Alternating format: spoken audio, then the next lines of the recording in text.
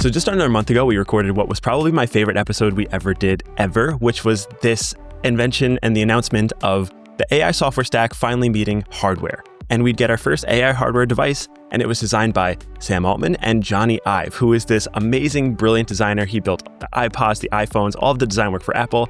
This was a $6.5 billion acquisition. So it was a massive bet on replacing what some believe could be replacing the iPhone through this AI first device. And they had this whole big reveal, and they released this beautiful video of basically them just kind of gassing each other up and saying, hey, you're great. No, you're great. Glazing and each you're other. better. And yes, and it was this really beautiful thing where it's like, okay, we're actually going to try to build this new type of hardware for the 21st century, thinking about it AI first with the best designer we could possibly get our hands on. This was huge. We were super excited. It had a ton of views. People really loved the episode.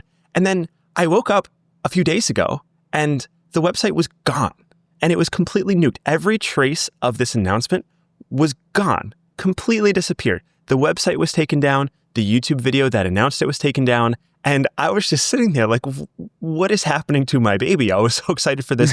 What is happening? And David, I think you probably have the answer, and you could probably deliver this most eloquently, of what went wrong in this $6.5 billion deal.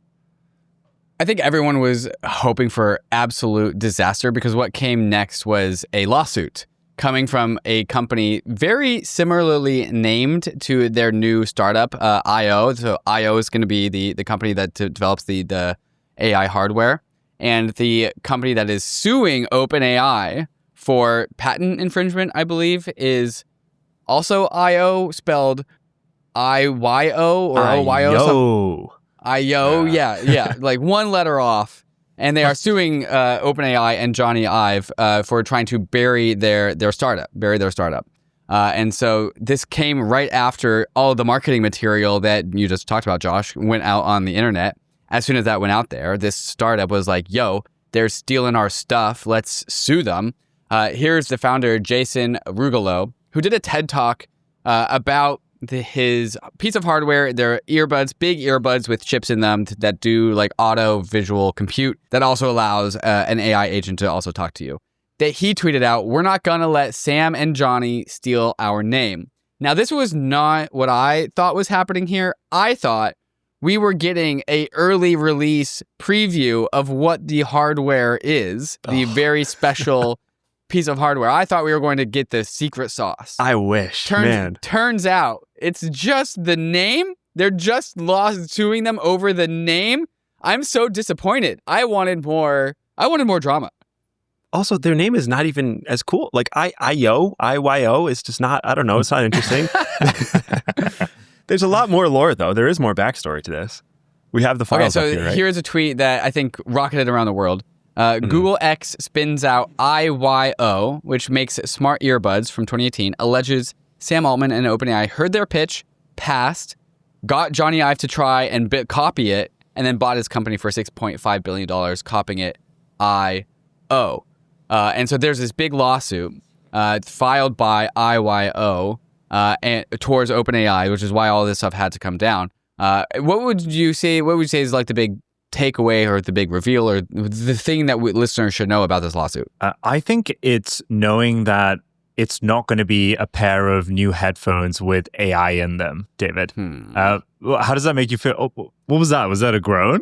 Yeah, I was hoping for the earbuds. I want the fancy device. We in the episode that we did, it was a debate between are they going to be AirPods with like cameras and chips in them, or is it going to be this like puck thing that sits on your desk? And I consider the puck thing that sits on your desk to be the more lame version of what could be. And so when I listened to the TED Talk from this guy that is now suing OpenAI, he had these earpods that had like big discs on them. And so they had a lot of space, but of course, because you need a computer chip in them to run the AI model. But I was like, yes, AI in my ears at all times, hyper respondent. You can put a camera in there so it knows what's up. And I was hoping for the bigger version of what's going on. Turns out we're getting the smaller version. No, I want the smaller version. I want the subtle thing that is, okay, number one, I maybe this is me being selfish. I want a new device. Something that I want to see the iPhone or the cell phone get recreated into whatever it's going to be, right? Number two, I think this device needs to be discreet. I'm kind of, and this might be revealing my boomer tendencies, but I absolutely hate how like most of the Gen Z people have conversations with AirPods in their ears. I think it's like come on, like guys, like can you even hear what I'm saying? And I think the same thing is going to happen. And AI is very personal, so like I feel like if you have like some earbuds with a camera in it, it's probably not going to function as well.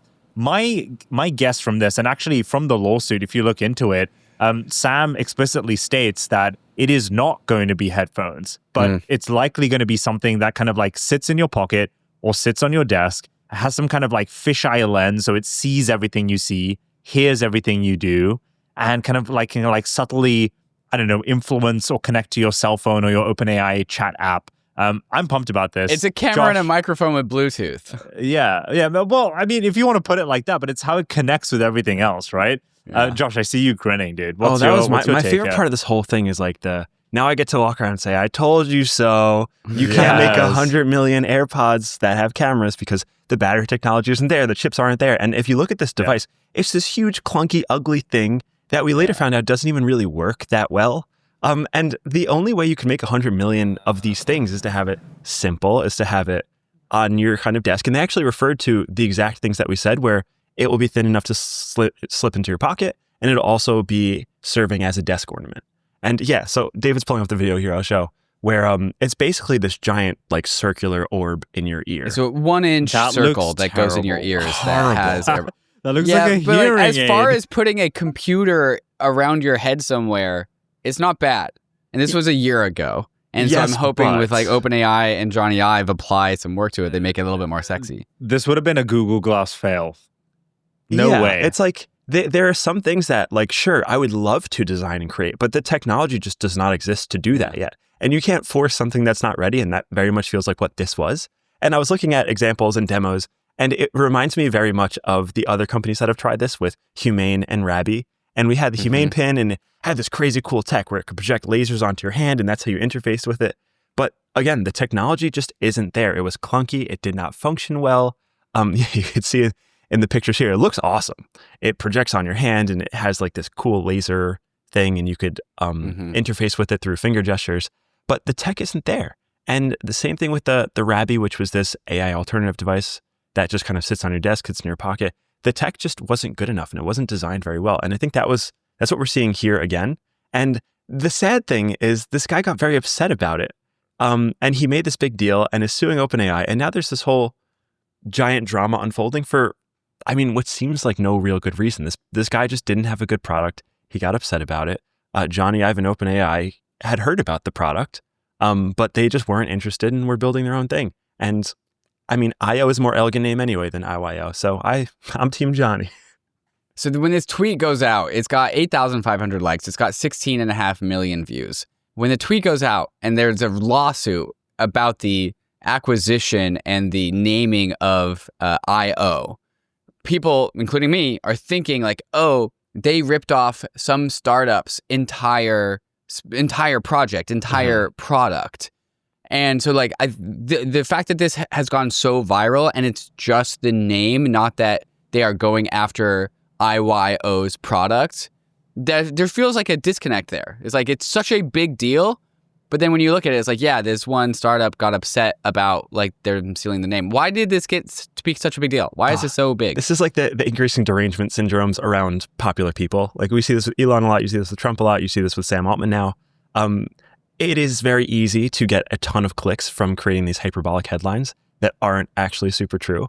And Sam did a good job of addressing this, I think, yesterday, where he posted the actual emails, right? Of the emails of the actual interactions between them. So, like, I would just encourage everyone, when drama like this pops up, please go to the source. Find the closest source to truth as you can instead of reading the headlines, because generally the actual truths are far different. But these what emails was Jason were super Rugolo accusing OpenAI of? Anything more than the name, or is it just the name? Just the name. Branding. Okay. And so why did Sam Altman what did he have to address? What did he have to repost?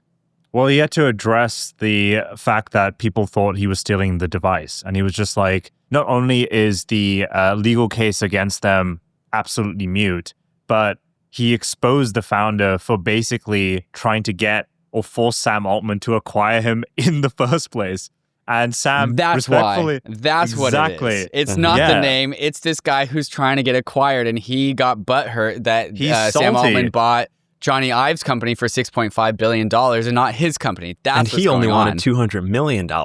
So come on. That would have been a deal. Bucket. Would have been a deal. Why didn't they acquire this company, though? Okay, so actually, I would love for you to click in the emails and we can walk through them because these are super fascinating. One of them, this was the initial outreach. So first he reached out to Sam and he was like, hey, I'm working on this cool thing. It's called IO.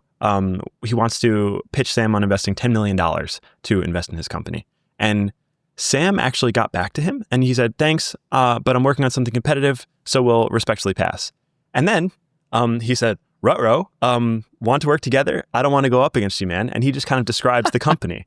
And he's very submissive at this point where he's like, man, you guys are so cool, like, but we have a really world-class team and I have a TED Talk and my Instagram clip went viral and we should work together. And then Sam replied, he's like, let me chat with Johnny Ive. He's the one driving this. Mm-hmm. So then we have a follow-up email here where it's like, hey, he got sick. The founder got sick. And Sam forwarded it to one of the team members. And they basically revealed that through this email, he says, how embarrassing. Peter's fail and Tang's fail. And there were 2 times in which they made a demo to the OpenAI team. And the features that they were pitching them actually just didn't even work. So through this email, we learned that not only was the product like kind of ugly, I mean, subjectively, but kind of ugly, it also just didn't function. So during that demo, there was 2 embarrassing fails. The thing just didn't work. And Peter, again, who runs, I think product at OpenAI, was just like, hey, thanks for stopping by. Thanks for leaving the headphones. Hope you're feeling better. And we'll figure out next steps.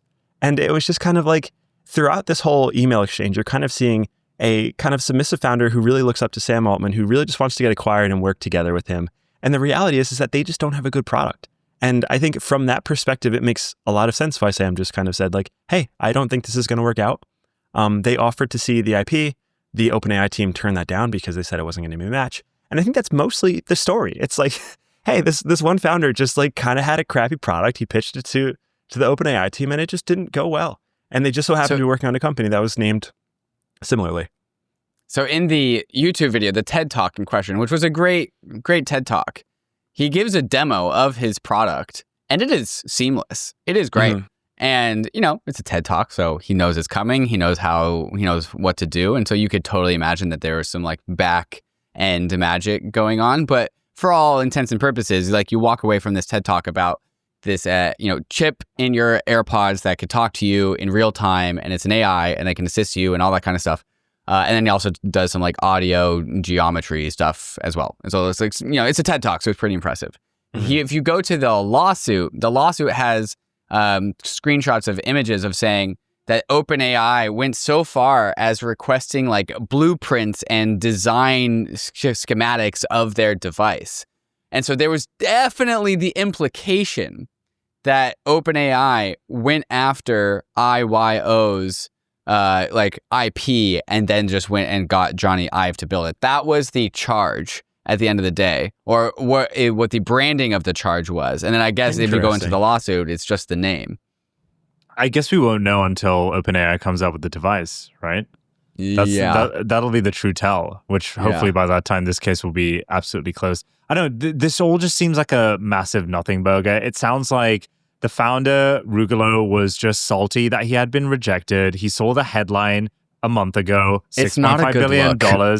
He thought, that could have been me, and now OpenAI is coming to kill me. What I find particularly hilarious is that they made zero effort to iterate on the name. They literally called it IO, or the company called it IO, and didn't try to delineate anyway from like that company itself. I don't know if that's like a major coincidence, but my guess is it isn't, and it was a personal hit against them, but hilarious nonetheless. I would vote for coincidence. I feel like IO was very Johnny coded. It's kind of like Love From in the same cadence where I'm not sure it was intentional. And I think I'd love to get the timelines because I'd love to know when IO was conceived versus when this other company was conceived doing the earbuds. And I don't want to discount the IO company, the IYO company, because like this is a very respectable guy, was spun out from Google X, and Google X, for people who don't know, is kind of like their moonshot division. So Google has a lot of money that they put towards just building moonshot ideas, and they kind of find interesting people to work on them. and this was one of those that got spun out from the like that program. It's a really cool form factor. This is the ideal form factor I'd love to see. Like, I'd love just AirPods on steroids that do really cool stuff. It's just, I think the reality of it is just not practical at this time. So it was like a very admirable attempt. It's very important design to try, at least, to prove that it's not possible.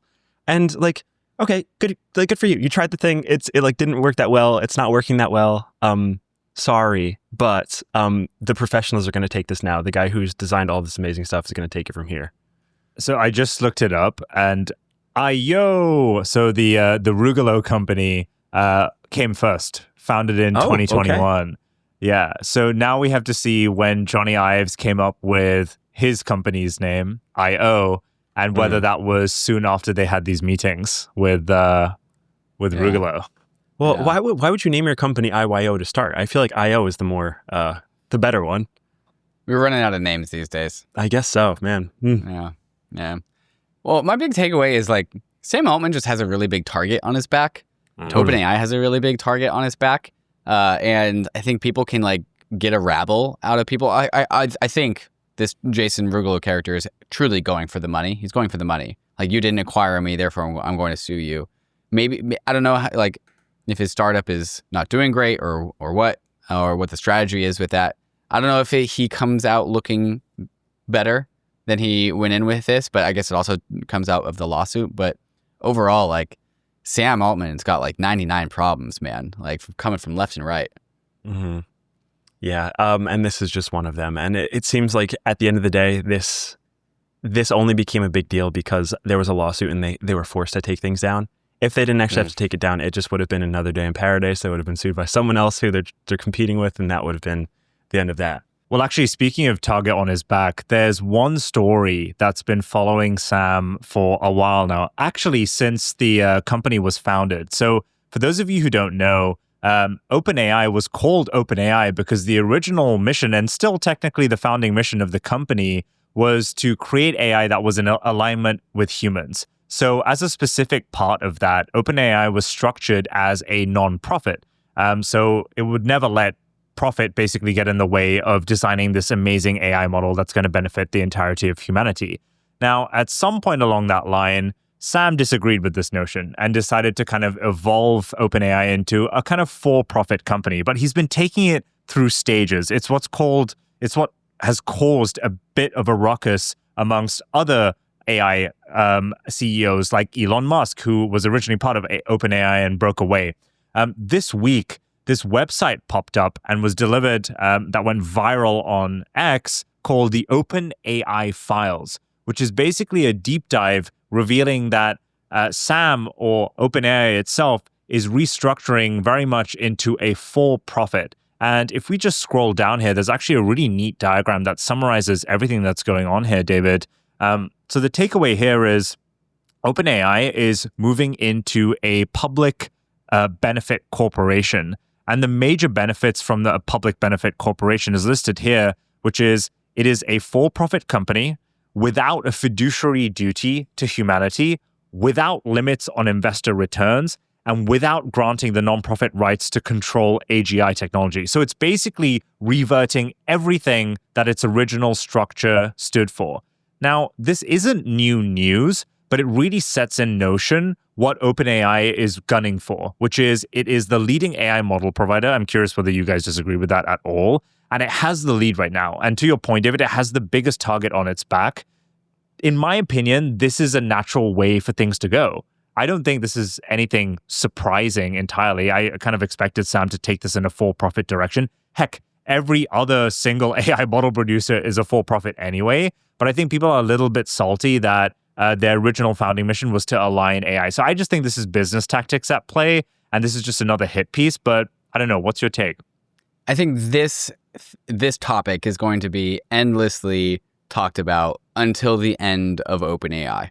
Like, this is just right. Whether this was intentional, as in like Sam Altman thought that maybe, kind of like how, not to invoke a nefarious character, but like Sam Bankman-Fried was all about altruism, and he leveraged that as a brand to help promote FTX. And so like you can carry that forward into OpenAI and be like, yeah, Sam Altman, we're going to make AI, the profits of AI, go back to humanity. We're going to do universal basic income, and we're going to be super mission driven. And I don't know what he was like defending against. I don't know what the strategy was with that. I don't think anyone truly knows. Or maybe alternatively, that it was actually what that was supposed to be. It was just, we're going to do this as a nonprofit. And then he realized that there was going to be this AI space race, and you need to be for profit in order to be competitive at all. That's another, it's like one of those two things. Maybe the truth is somewhere in the middle. I don't really know. But I think people are going to like to be debating about like what was the original intent and strategy of the nonprofit inception of OpenAI, and also was that in any violation of anything? Like, was that nefarious? Was that a good move? Was that illegal? I don't ever. People are just going to debate this forever. Yeah, this feels like this is just another extension of the conversation of everything that's gone wrong about OpenAI, and that's this like technical debt they will never be able to escape from. They had the issue with all the founders when they all left and they tried to push Sam Altman out of the company. So there's all of this lore that keeps getting resurfaced in different form factors. But I think we kind of know this. This is nothing net new. This isn't anything breaking that we're not aware of. So I think now, like, I'm just kind of judging OpenAI on like just merit-based. It's just like, hey, if your models are great and you are delivering like high quality software, that's fine. Like, I know all of your problems. I know all the skeletons in your closet. I'm aware of this. This is like, I know who we're dealing with. Just make good software now. I'm not really interested in the drama anymore. Now you're just right there with everyone else. Yeah, I think also kind of seeing it from Sam's perspective, he is facing a lot of pressure from investors, right? So he needs to raise capital to train new breakthrough models. It's a very expensive art form to get involved in. And these investors, rightly so, are saying, listen, I want more than 100x, which is crazy to someone that comes from a crypto background where that would be like the dream. But they want more than this. And it's likely that the most powerful technology that humanity's ever seen before is going to lead to way, way, way more than that, right? Especially if it's the leading model provider. The second thing that this OpenAI Files revealed that I found was interesting is Sam likes to herald a lot online that he owns almost no equity in OpenAI and he's not really benefiting from it financially. But what was revealed is one of the biggest equity owners of OpenAI, according to this OpenAI Files release, is Sam. But it's just through different corporations that he's set up that has bought the public, not the public stock, but the private stock. So they own equity stake in it. So he's kind of like self-funded it through the billions that he raised through either his Airbnb investments or his YC Combinator investments. And he now indirectly owns a heck of a lot of OpenAI. So it's in his financial interest actually to move this into a public benefit corporation and a full profit. So when Sam Altman has said, I own no equity in OpenAI. Oh, he does. That was a lie? So he lied? Yeah, he does. He just lied through his teeth. According to the OpenAI Files, yes. According to the OpenAI Files. Well, it's kind of like a white lie because he technically doesn't do That's it. A but lie. That's a lie by omission. That's exactly. A lie. If he thought in the back of his head, well, I'm not going to talk about the equity that I own through these private entities. That's a lie. Yeah. Because like the spirit of the question is, do you have financial upside to the growth of your company? That was the spirit of the question. Yeah. And again, this is like claims that are made by this website and they have a bunch of sources. Who made this website is an interesting question. I've been trying to find that out. The Tech Oversight Project and the Midas Project. Not exactly sure what these things are. One of them is holding the hyperscalers accountable. But man, if I was Sam Altman's direct competition, I would be very interested in this website getting, publicized even further. And that's pretty much it. So OpenAI getting sued by some disgruntled guy who created a pretty mid-tier product, and we're still back to business. So do not fret. We are still building our little puck-shaped pocket thing that'll sit on your desk, go in your pocket. The mission continues. We are building the AI-first hardware device. It is still coming. $6.5 billion did not go to waste, although it did stir up quite a bit of drama. And that's where we stand today. So I'm hopeful part of me selfishly wants more lawsuits so we can learn more about the device as we go, because I'm kind of forced to push out these publications from behind the scenes. Yeah, so I mean, to be fair, I'm not a shareholder of OpenAI, so if you want to go sue them and get more information, we'd love to cover it. That'd be great. Please consider.